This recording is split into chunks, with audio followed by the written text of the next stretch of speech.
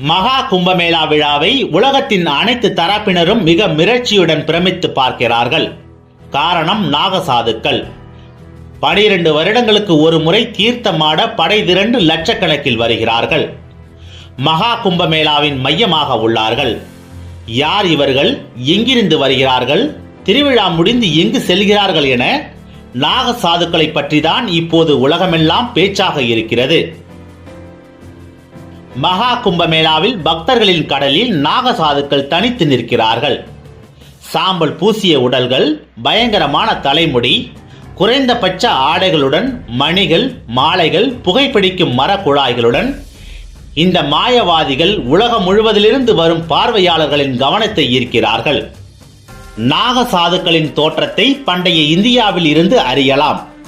மொஹஞ்சதாரோ நாணயங்கள் மற்றும் சிவபெருமானின் பசுபதிநாத் அவதாரத்தை பிரார்த்தனை செய்ததை சித்தரிக்கும் கலைப்படைப்புகள் வடிவில் நாகசாதுக்கள் இருந்ததற்கான சான்றுகள் கண்டுபிடிக்கப்பட்டுள்ளன.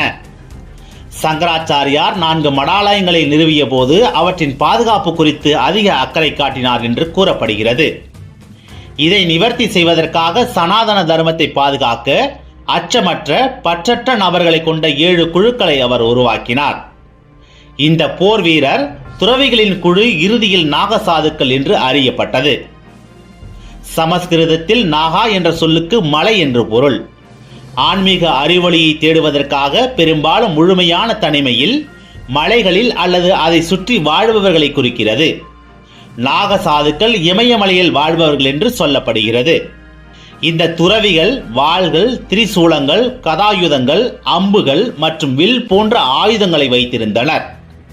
மேலும் கோயில்கள் மற்றும் புனித தலங்களை பாதுகாக்க தேவையான திறன்களை கொண்டிருந்தனர்.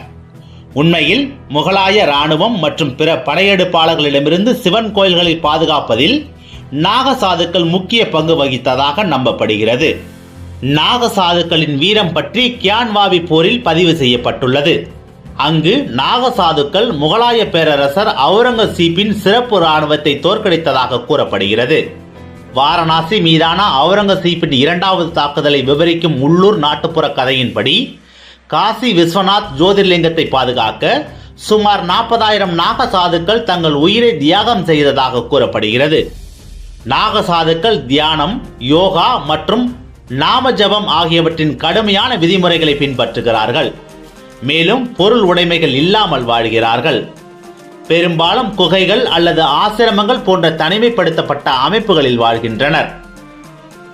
நாகசாதுக்கள் ஆண்கள் மட்டுமல்ல, ஆன்மீக நாட்டத்திற்காகவும் உலக வாழ்வை முழுமையாக துறப்பதற்காகவும் தங்கள் வாழ்க்கையை அர்ப்பணிக்கும் பெண் நாகசாதுக்கள் அல்லது சந்நியாசி பெண்களும் உள்ளனர். பெண் நாகசாதுகளுக்கான தீட்சை செயல்முறை ஆண்களைப் போலவே கடுமையானது. பெண் நாகசாதுக்கள் தீட்சைக்கு முன் 6 முதல் 12 ஆண்டுகள் வரை கடுமையான பிரம்மச்சாரியத்தை கடைபிடிக்க வேண்டும். தீவிர தவத்தின் போது அவர்கள் பெரும்பாலும் குகைகள், காடுகள் அல்லது மலைகள் போன்ற தனிமைப்படுத்தப்பட்ட இடங்களுக்கு செல்வார்கள். ஆண் நாகசாதுக்களைப் போல் அல்லாமல் பெண் துறவிகள் ஆடையின்றி இருப்பதில்லை. அதற்கு பதிலாக தைக்கப்படாத காவி துணியை அணிந்து ட்ரெட்லாக்ஸ் மற்றும் நெற்றியில் உள்ள திலகம் ஆகியவற்றால் பெண் நாகசாதுக்கள் வேறுபடுகிறார்கள். மகா கும்பமேளாவுடன் நாகசாதுகளுக்கு ஒரு சிறப்பு மற்றும் ஆழமான அடையாள தொடர்பு உள்ளது.